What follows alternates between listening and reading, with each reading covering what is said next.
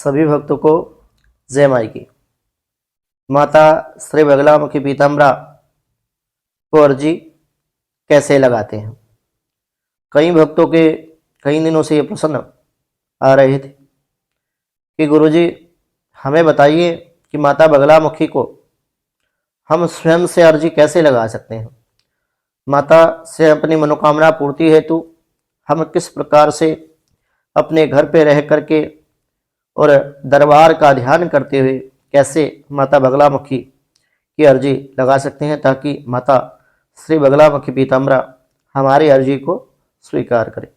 मैं आचार्य प्रदीप भारद्वाज माता श्री बगलामुखी के यूट्यूब चैनल के माध्यम से आप सभी भक्तों का माता श्री बगलामुखी के दिव्य दरबार में बैठ करके, माता श्री बगलामुखी के श्री चरणों में बैठ करके आप सभी के उत्तम स्वास्थ्य की कामना करता हूं और प्रार्थना करता हूं कि आप अपने घर में सुख शांति से होंगे, आपके जीवन में सुख समृद्धि का आवास बना रहे और भगवती कृपा से आपके जीवन में किसी भी प्रकार की देही दैविक बाधा ना हो।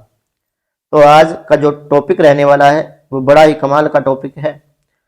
तो आप अपने घर में रह करके जो ग्रस्त लोग हैं वो किस प्रकार से माता बगलामुखी देवी को अर्जी लगा सकते हैं, ताकि उनकी मनोकामनाओं की पूर्ति हेतु वो माता से अपनी कामना पूर्ण करा सकें और माता श्री का आशीर्वाद अपने जीवन में प्राप्त कर सकें। इसके लिए सर्वप्रथम जो ध्यान देने योग्य बात है वह है शुक्ल पक्ष। तो आप किसी भी शुक्ल पक्ष के मंगलवार, अष्टमी, चतुर्दशी या फिर गुरुवार के दिन एक अपने घर में माता श्री बगलामुखी के निमित्त, यदि कोई तस्वीर नहीं है आपके घर में, तो माता बगलामुखी के निमित्त कोई भी एक दीप आप जला करके भगवती बगलामुखी का उस दीपक में ध्यान करते हुए एक चुटकी हल्दी उस दीपक में आप अवश्य डाल दें।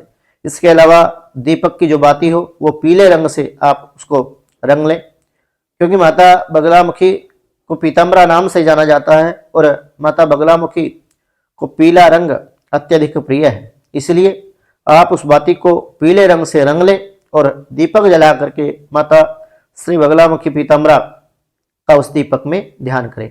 इसके अलावा आप एक 1.25 मीटर पीला कपड़ा लें, उसमें 125 ग्राम पीली सरसों, 7 हल्दी की गांठ और 5 लौंग, 5 इलायची एवं माता श्री बगलामुखी के लिए थोड़ी सी हल्दी का चूर्ण उसमें आप डाल दें और कुछ पैसे माता बगलामुखी के लिए एक सूखा नारियल उसमें रख कर के उसकी एक पोटली आप बना लें। और पोटली बनाने के बाद आप पुनः उस पोटली को अपने मस्तक से इस प्रकार स्पर्श करते हुए माता बगलामुखी का उस दीपक में ध्यान करते हुए आपको माता बगलामुखी से कामना करनी है अपने संकट निवारण हेतु या फिर अपनी मनोकामना पूर्ति हेतु। आप माता बगलामुखी से कहें कि हे माँ पीताम्बरा, हे बगलामुखी, हम आपके दास हैं, आपके चरणों में हैं, आपकी सेवा करना चाहते हैं। माता श्री, हमारे जीवन में इस प्रकार का ये संकट या फिर ये हमारी कामना है, इस कामना की पूर्ति हेतु हम आज आपकी पूजा स्वीकारते हैं और हमारी कामना आप पूर्ण करें। आपके आशीर्वाद के द्वारा हमारे जीवन में चल रही ज्ञात अज्ञात जो परेशानी है उनसे हमें मुक्ति मिले। यदि आपके जीवन में शत्रु बाधा है तो शत्रु बाधा की निवृत्ति के लिए यदि आप करना चाहते हैं तो आप अपनी किसी भी विशिष्ट कामना की सिद्धि के लिए माता श्री बगलामुखी पीताम्बरा को अर्जी लगा सकते हैं।